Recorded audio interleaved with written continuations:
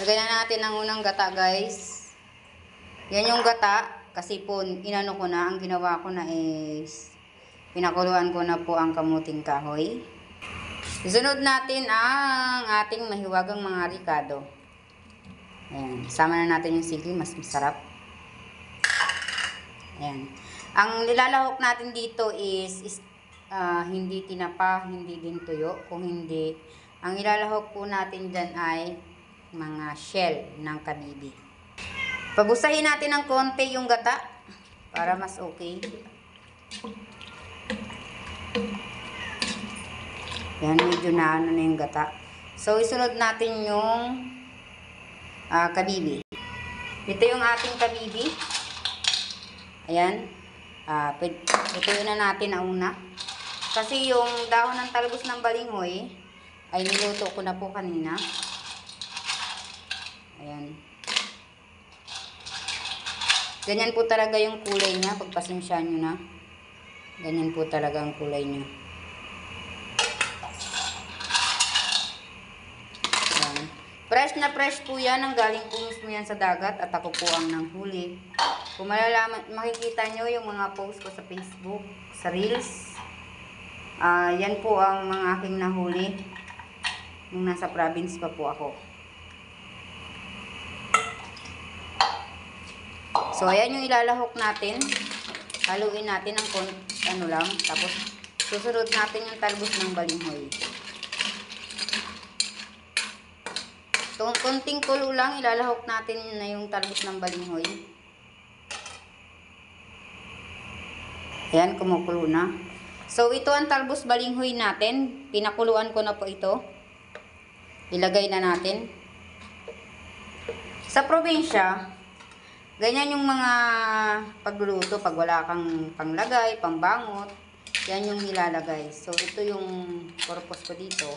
Pwede natin ilagay. So, siguro dagdagan natin ng konting tuyo. May tuyo pa po ako. Mas malasa. Mas lumasa yung tuyo. Meron po akong tuyo doon na ilalagay dito. Lagyan natin kahit ilang piraso mamaya. Sa probinsya namin, ganito lang, okay na. Meron ka lang gulay na ganito. Solve na. Diba? Yan. Lagay na natin yan. Para mas maluto.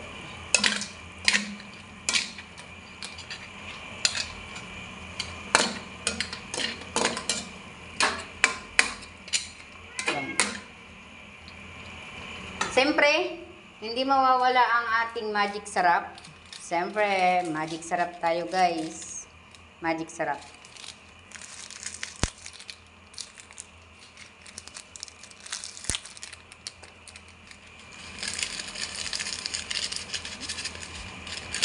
Magic sarap.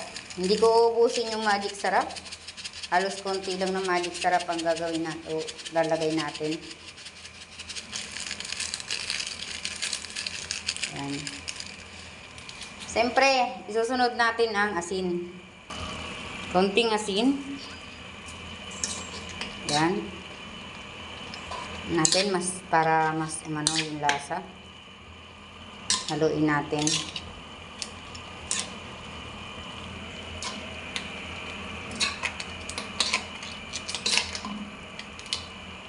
Yan, bumuka na yung kabibi. Ibig sabihin is malapit na siyang maluto. Bumubuka po ng kusa yung mga yan.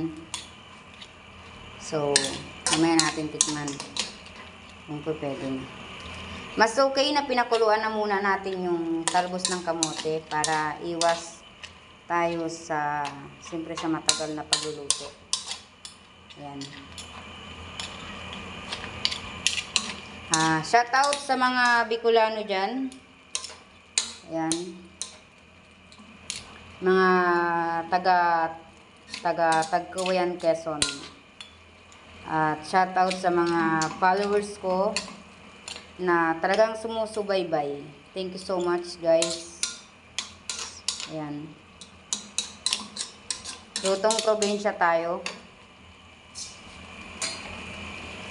Ito na, magpipinis na tayo, malapit na guys. Ayan. Hi guys!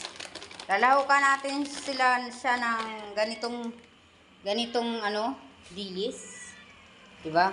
Thank you so much. Shout out sa aking kapatid na si Ate Grace.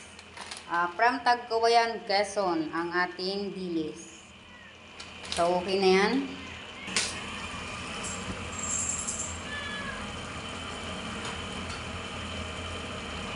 Yan, kumukulo na guys ang ating talbos ng balinghoy.